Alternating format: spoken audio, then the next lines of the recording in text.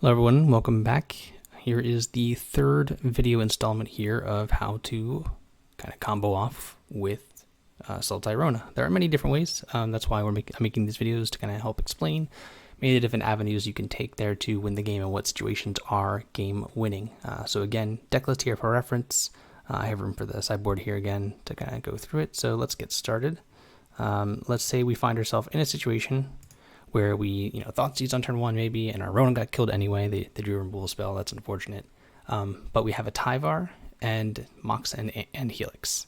So that's all we really need. We actually don't need anything else to kind of go off from this position. We are going to, of course, cast our Tyvar with all our mana. So from there, we will have a Tyvar on 3. We will minus Tyvar giving, pseudo haste to the Rona. We build over 3 lands. That doesn't really matter. Returning Rona to play, we're going to, of course, cast the Mox Amber. We can loot, of course, but it's not really necessary in the situation for demonstration purposes. Cast the Helix on the Rona Herald Invasion.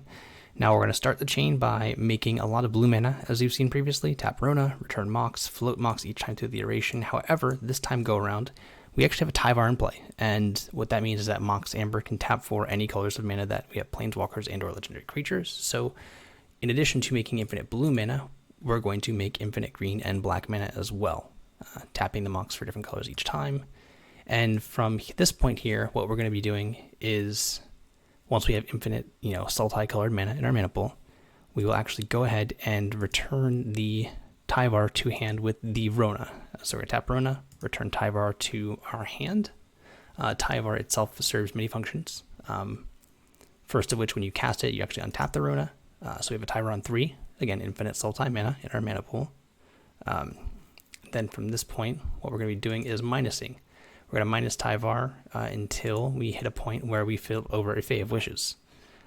As you've seen in the previous videos, once we have a Fae of Wishes, again, shortcutted here, put it to the graveyard, first mill, lucky us, saves us time.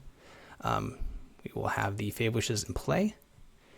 Once Fae of Wishes is in play, again, we have an untapped Rona when we cast the Tyvar. You can actually bounce the Tyvar again once you have infinite Sultai mana and this in play. What this allows you to do is cast the Tyvar, it untaps the Rona again, you have a Tyvar on 3 and a Fae in play, so you can see the kind of advancement of our game state here. We've gotten from Tyvar in play and Mox and Helix to now having a Rona and a fresh Tyvar.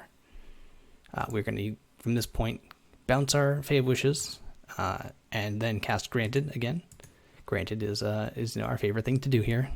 What this will do is let us wish for Jace, Wielder of Mysteries, infinite Sultai mana again, and from there cast Jace, bounce Jace, plus each time make them deck. So that's how we kind of get from Tyvar, Helix, and Mox.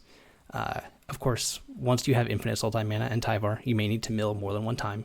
You can cast or use Rona to bounce Tyvar more than one time, so you have infinite minus abilities from Tyvar, since it itself untaps the Rona when you cast it. So that's kind of how we get that state. Again, I shortcutted there to make it easier, but feel free to minus as many times as you want till you get a Fae Wishes in play, and then you get to kind of go off from there with our Jace. But yeah, that's how we go off with Tyvar.